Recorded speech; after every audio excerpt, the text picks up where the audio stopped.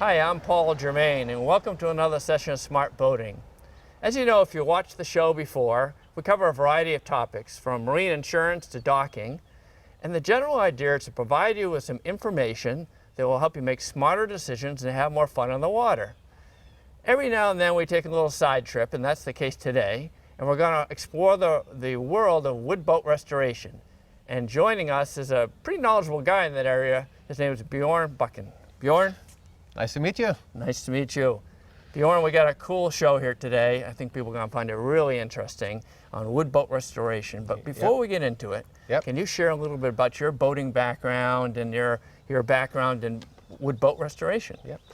So I have been involved in the classic boating for about 10 years. Always wanted a wood boat. I have a employment history in woodworking and technical engineering. My time came 10 years ago to make my dream come true and restore a boat, and it created a passion and maybe a little bit more than a hobby.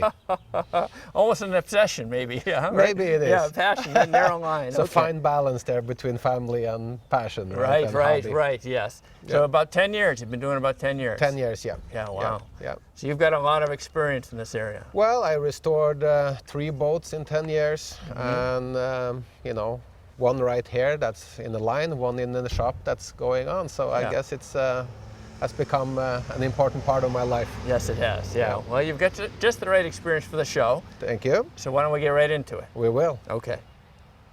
Well, Bjorn, the subject of wood boat restoration, like most, is too large to cover in a half-hour show. Yep. But I think we can cover some of the more important points. This boat behind us, can you tell us what it is and why you bought it for restoration? So the boat behind us is a Riva, 1960 Riva, Florida, built in northern Italy by Carlo Riva on Lake Iseo. The Riva family was in business since the mid-1850s. Yeah, almost. And his grandfather and father built boats. His father made some outboard racing hydroplanes before the World War II.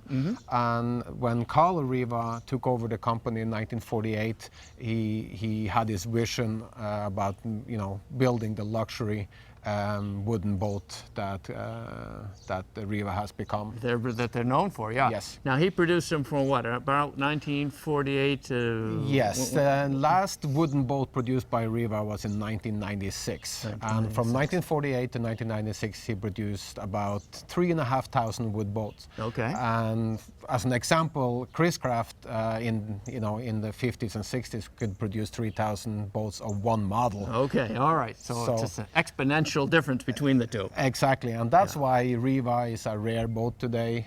Maybe about 2,500 of those 3,500 remains. Oh, really? And the boat behind us was produced about 426 models in about 10 years of the Florida. Okay. 80, 90 of them remains today in the world. So it's a rare boat. It's a rare boat, and it makes it worth putting the time and effort in that you have to make it come back to life, right? Absolutely. This boat behind us is probably going to require, 1,500 hours of work. Yeah. So you want it to be worth it at the end. Exactly. There had to be some value at the end of the end of the year you're going to work on it. Yes. Well, Bjorn, one of the things that made these Rivas unique was their construction.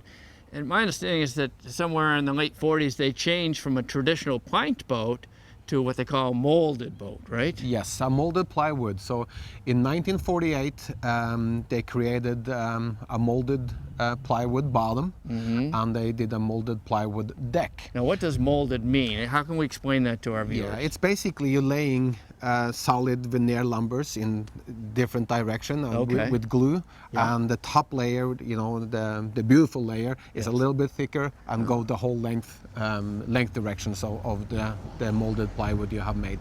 So the end goal is to get a light and strong fixture or functionality of that particular Yes, much structure. lighter and much stronger. Okay. For example, Americans, they did solid wood 2-layer bottoms, Yes. at least through the 50s and late 50s, even into the 60s. Yes. So these guys started with the bottom, and then they introduced that to the decks, I guess. Yeah, got into the decks, and in 1958 they started with the molded sides they did. on the sides as well. Up until they were plank, traditional plank on batten, planking with screws into the batten. But in '58, on the smaller model, they went over to the molded plywood. Oh, they got really good at that. Exactly, they created large molds. Pirelli tire company made the huge presses and the air balloons to press them into the forms. Interesting. Yes. So you have this molded construction, and then my understanding is that we're looking at some of the hardware here on the deck, and a lot of that hardware they actually designed and manufactured themselves. Exactly. Right? So that's one thing to Riva, that they made all of their hardware themselves, but also the quality of the hardware, the quality of the chrome. For example, he put 2 microns or 20 microns, sorry, of chrome on the hardware, and the design of them, the wraparound windshield came, also in '58 or '57, '58, and American similar boats, they use a straight windshield, way into the '60s. All right. So when you pick up a boat like this, to get it relatively intact, especially including the hardware, that's an important thing. Exactly. Right? So what we have here is a typical barn find, what we consider a barn find boat. It could be, it's worn, it's all intact, and getting hardware, finding hardware, reproducing hardware is very, very expensive. Very, very expensive. The bow light could be, as much as $1,500. The front bow piece can be as much as $1,000 to get reproduced. So when you're finding a project and where you have most of the hardware, it's a big win. Right. Well, Bjorn, the boats that were built in the 40s, 50s, 60s, I've noticed a common thread, and that is that many of the manufacturers took styling cues from the automobiles built in that time frame. Was that true for Riva as well? Absolutely. Carlo Riva, he was very fascinated by the American automotive. He used, in this example, he used a Chrysler steering wheel. And as you can see, the controls are on the port side of the boat. Yes. Every other boat manufacturer, even at that time, had starboard side controls, but he insisted on having a port side. Just like a car. Just like a car. Just like a car. And, Riva boats built through the production, and even new boats built today have controls on the port side. All right, so a lot of styling cues from there. Looks like you got a gear shift lever. Exactly. He, just like a car. Is for this boat has a velvet hydraulic transmission, and he put a gear shifter like on automotive when you have the gear shifter on the tree. Yeah. 3 on the tree. 3 on the tree. Yeah. Exactly. Yeah. And the instruments will go along like what you see in a car of that age too. Exactly. So Chris Craft also used this style of instrumentation, or Century or any other American boat builders, but he wanted to look with the knobs. He wanted to be very American, influence as well. But I think the most important part, is that Carlo had from the beginning and throughout the production, and even new production today, has the controls on the port side, just like an automobile. And we've got seating for 2 or 3 up front, and then we're going to look at the sun pad here in a second, right? Exactly. There's a single cockpit on this model. It's a single cockpit up front with 2, 3 if you're very, very good friends. Yes. But we can take a look in the back and look at the feature that Carlo Riva built into the Florida model. Absolutely. Well, Bjorn, these Rivas were very well known for their craftsmanship and their speed, the beauty and their speed. Yep. And I guess they had a variety of engines over the years. So did they start with European and then move over to American power? Yes, in the early days, Carlo Riva used Italian BPM engines, not known for reliability, high RPM, low torque. And in 1953, he traveled, not speaking a word of English, to Detroit to visit Chris Craft, to see if he can become the European importer of Chris Craft engines. Yeah. And that he obtained, and from about 53 on he used Flathead 6 engine, and then went into both Chryslers, Chris Craft V8, GM, and in the later 10 years from 65 on, he used Crusader, Riva Crusader engine, as they're called. And he tweaked them a little bit for his purpose. He had what, copper manifolds on them, didn't he? Yes, he did. Even the early flathead 6 engines, he put oil filters on. They didn't. Chris Craft did not use that. Right. And he modernized them throughout the time with oil coolers. And the cooling system. He upgraded the cooling system too, right? Yeah. And of course, when Cal Connell from Crusader Marine got involved in 1965 to build what's now called the Riva Crusader engine, he got the brass manifolds, to prevent corrosion for use in salt water. Right. So pretty stout engines, and what the Americans brought was both reliability and torque, right? Exactly. Low RPM most of the time, and high torque. Good for water skiing and reliability. Yes. That he didn't have before. Well, Bjorn, these Rivas are all luxury boats. And we're looking at the sun pad back here. That's a very unusual and luxurious feature. Yeah, certainly from the mid-50s on, it was unusual for other boats to have a sun pad.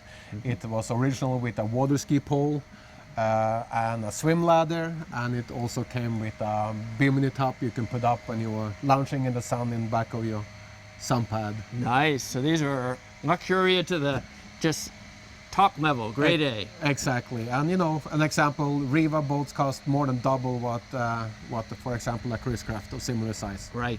At the time. Well, Bjorn, we were just looking at a restoration boat out of Florida, and it looks like we've got here some pieces from a slightly larger boat in the line, a 55 Ariston. That's right. So when you find a Riva project, you pick it up.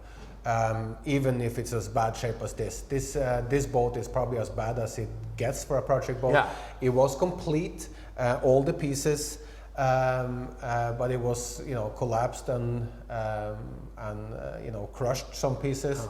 But you find the pieces, and you have a number. You find identification numbers for the boat, and then you can start the restoration. And even in this stage of disrepair, you took on this boat because it was a pretty rare model, I guess, right? Yes, it's a very rare model. Of the first 137 Aristons built, 15 or 20 remains. Right. So this is a great platform to build from. Exactly. So it's still called a restoration since you already have identifications of the project you're starting.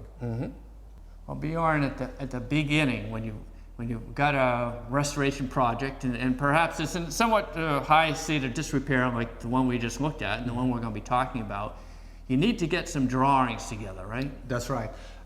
The Riva Historical Society in Italy has provided me with the original drawings of the boat, though they don't have any offsets of them. So then it's very important for us to get the information I need from the drawings. I see. All right. Well, you've got a drawing here. Let's move over here and. Can you tell us a little bit about the detail here? If we start at the bow, what are some of the important things that you're doing as you craft this drawing? So the drawing we have is basically a plan drawing. It does not have the offsets in it. So the project went in so poor shape that the important thing for me is to find the bow angle. Okay. To find the chine dimensions, where the keel is, where the spacing between the frames and where the cockpit and such is placed. And from this drawing and the scale we have, I can make my own offset drawings. The offset from a fixed point up to the chine at frame station 1, 2, 3, all the way back to frame station number 21. I see. All right. So you use a variety of information from the old pieces to similar drawings of similar boats and whatever drawings you can get from Riva as the foundation, then you build it from there, right? Exactly. So, if I had the skills, you could do this in CAD as well, but, yes. I'm old school and, a pencil and a eraser works just as well. This works, yeah. Just as well. Well, Bjorn, once you get the drawings together to show you the specifications, different components of the boat, you need to gather a bunch of tools and a bunch of materials. We've got some around us here. Can you explain what you use? Yes, to restore a wooden boat, you need basic woodworking equipment: bandsaw, table saw, a planer. You need regular handsaw, routers, sanders. For tool wise, it's basic woodworking tools. Basic woodworking. Okay. Then you get into the details of the materials you use. We use a little bit of Vest epoxy for laying up the plywood or the molded sides. Yes. We use 3M 5200 for wood-to-wood adhesive. Okay. 3M 5200 is actually a sealant, but in the woodworking we like to use it for an adhesive because it never dries. Very strong. Very strong and never dries hard, Right. which is good in the flexibility of a boat. Yeah. How about these fastenings? I've got a nail here. This nail's a little different than an ordinary nail. Yeah, it's a nail for a copper nail or copper rivet, and this is a mating part. It's a row. Okay. And Riva used that in the joints between the frames. So they have put a piece together and they put a row and a nail in it. Okay. And we also used silicone bronze screws. It is the best for maritime use, certainly if you're going to be in salt water. Yeah. But it has a price. Each screw is a quarter a piece. So when you have a boat 21 feet, you're looking at 3,500 screws. All right. So you make a substantial investment in the screws. Exactly, and you better have your battery for your drill charged. All right. When you're restoring a wood boat, you've got some original pieces like this, and you want pieces like this. Yep. It's really important, especially on a Riva, when you're doing a restoration, to get the wood right, because my understanding is that the factory used to reject 80% of the wood that was actually supplied to them. That's right. So Riva exclusively use African mahogany for the boat. For the sides and decks and covering boards, he used Kaya mahogany. Okay. And what's specific with Riva is that on its sides, the sides was single length planks, no butt joints. Okay. So if you had a 21-foot boat, you had to have 21-foot planks. If you had a 28-foot boat, some of the larger Rivas, you had to have a 28-foot plank. That's a long plank. And that is very, very hard to obtain in the United States because of shipping and such. The longest you can find today is probably 18, maybe 20 feet. Okay. And that doesn't work very well when I need at least 21 feet, Right, plus some exactly. cut-offs in each end. Exactly. So through some contacts in Europe, I was able to obtain African mahogany from Congo, sawn in Germany. It was actually a whole log. Oh, okay.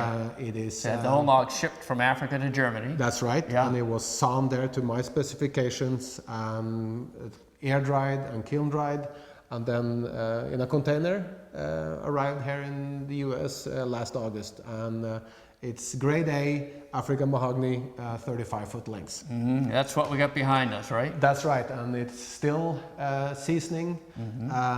It's still going to move a little bit, and when time comes, we're ready to resaw and make both decks and both sides. Excellent. Well, Bjorn, when you start building the boat from the drawings, like many boats, this boat is actually turtle. Right now it's right side up, but you start with it in a turtle perspective. Looks like a turtle, a shell on a turtle. Exactly. And my understanding is that the first thing that you put in are these engine stringers here. Exactly. So in a boat, there's very few straight surfaces. The only straight surface you have are the engine stringers, this side and this side.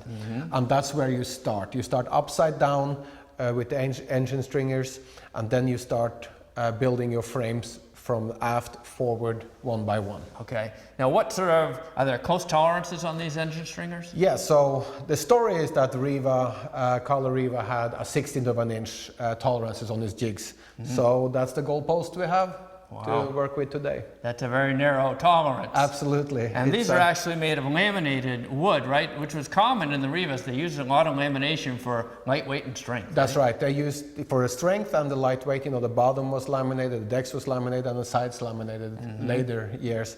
And you keep the boat straight, you keep the strength in it without cracking and breaking apart. Yes. Yeah. Bjorn, once you get the engine stringers in place, to those close tolerances, I guess the next step is the frames, right? Exactly, the next thing is the frames, and on this boat there's a lot of frames. They are 11 inches apart, 26 of them in total, and then it's very important that you mark, so when you have all these pieces, you kind of have to figure out where each one of them went. So yes. I mark each piece, so 21 for frame set number 21, it's a starboard side and facing forward. Okay. And this is the piece that goes into here, and what we now have to replace with a new piece of wood. Right, so we know that's a good template. Yep. And then you take a new piece of wood and Yep. you've scratched on this, Yep. basically the outline of the old piece. Right? Exactly, yeah. So you scratch the outline to a new piece of wood, you add a little bit because it's going to be some fairing and adjustment later, so I add anywhere from a 1/4 inch and something like that in the width of it, so I can have something to work with when I need to fair it in place. All right, so we've got this sketched out. Why don't we go Cut it up. saw it up? There we will. All right. Bjorn, we got the marked up frame here, and the next step is to cut it with this pan saw, right? That's right, and let's get to it. All right.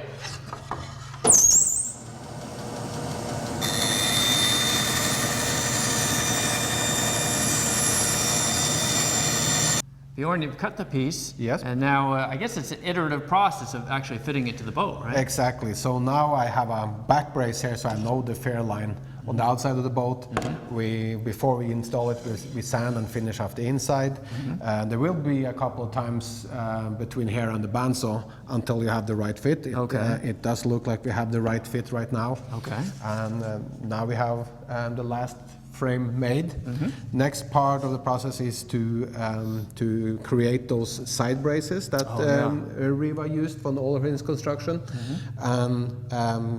One on each side, they're glued up and then finally riveted together with nails and rows. And a couple of the unusual, that was that aspect of construction was unusual. Riva's against other boats, right? Absolutely. And the number of frames, I think, was another unusual aspect. Right? Exactly. So Riva in the early days had frames 11 inches on center, and American boats in the period had 2 feet on the center. Wow. And American boats was screwed together, just frame on frame, and as again Riva, laminated together with the rivets. Right. So a lot higher level of complexity to build a Riva. Exactly. Way more parts.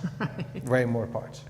Well, Bjorn, there were a lot of unique features to Riva, but I guess one of them in particular was their transoms, right? The transom, yeah. So the design of the Ariston transom is a barrel back design. It is. It's completely rounded. When you get the decks up here, it will look like a barrel. That's why it's considered a barrel back. Okay. The construction is heavy duty. It's 16/4 or 4-inch thick mahogany outside. Yeah. It has a bulby surface to the outside. Okay. It's rounded in all direction. Wow. It has a bracing back here for where the 3-inch tailpipe is coming out from the Chris Craft engine. You've got the keel down here. Exactly. That's a little unusual, isn't it? The keel is coming out here, and it's dovetailed into the transom framing. So that was different than the other boats of that era. Yes, right? it's a little nudge to the engineering and the quality and design that Riva and Carl Riva put into the boats. It is, and you see the battens here. Again, this is a 1955 boat, so it was planked. It was pre the molded sides. All right. So here is the width of each of the side planks, and this is where you screw your side planking into the battens. All right. This is a major part of the boat restoration, boat build. It's a very part, and the transom at the boat show is the focal point of the boat. That's where you always put your best wood. Okay. Well, Bjorn, once you get the frames in place, I guess the next basic step is put the chine in. Exactly. So then you notch out for all the frames, and you put the chines in. The chines goes all the way, single piece, from front to aft. That's where the sides and the bottom meets. Right. It has to be a solid piece. It's called, these boats are runabouts with hard chines, you know, where it's not like a sailing vessel which is rounded. Yes. It's a hard chine, flat bottom boat. Right. And then once you get the chines in, you get the frames, and then you have to start fairing the frames?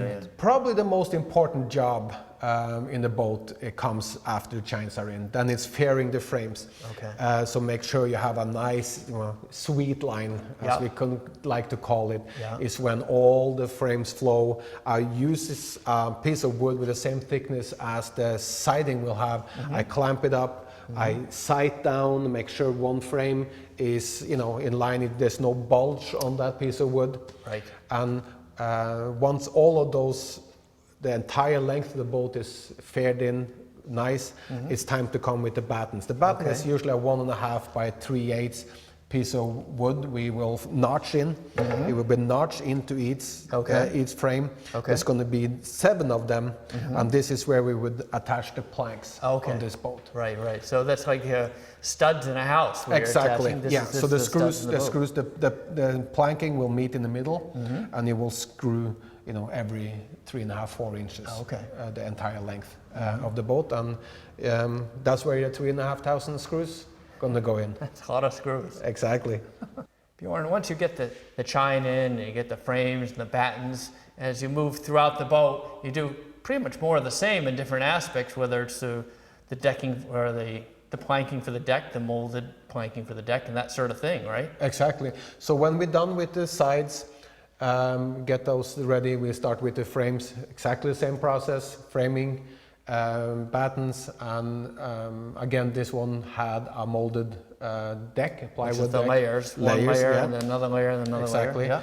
And then we have hours and hours of sanding, staining, find the right stain, and then the finish, of course, is the most important is the varnish. And this boat, Riva always had excellent finish on their boat. They're known for the finish. Yeah, and it could take months, if I remember correctly. Exactly. They'd do a couple coats, they'd wait a couple weeks. We will do that. We will probably put maybe 14, 15 coats on, put the boat away for 6-8 weeks to let it completely settle in. Really? Then take it back out, sand it down, and probably another 14, 15, 16 more coats total. Is that right? Yes, I would suggest that this boat probably going to have 30 coats of varnish. Wow, and it's going to come out stunning. Absolutely. Yes. It's going to be, you have to be just as good as when they left the company. And I said Riva was known for the finish, for the chrome, and the varnish job. Yeah, beautiful. Well, Bjorn, this classic boat behind us, a beauty. This is one of the ones you recently finished, right? Exactly. It's a 1940 Chris Craft Deluxe, or also known as a barrelback. And again, if I put all the work in right, I will hopefully have a boat that looks like this. And this is a show winner too? It is. Yes. It is. Yeah, so it paid off. It surely did. Well, Bjorn, it's hard to believe, but we've run out of time for the show today. And we've covered a lot of ground, actually, in terms of wooden boat restoration, particularly in the area of Rivas, in terms of all the different reconstruction techniques you have to use to put one of these fine craft back together again. Is there anything else you'd like to add before we wrap up the show today? Yeah, well, I would like to thank you for inviting me to the show. Something I'm passionate about, and a lot of more people are passionate about, keeping the classic wooden boat floating. Yes. Antique and Classic Boat Society is a great source for everything classic boat. acbs.org. Okay. A great place to start your search. Yes. Here in Massachusetts, we have Bay State Classic Boat Club. You can look up baystateclassicboat.org, and you will see local events happening here and in the region around us. Wow, that's excellent. Thank you. Thank you. And thank you, Smart Boating viewers, for joining us. If you have comments or questions, go to smartboatingus.com. Thank you.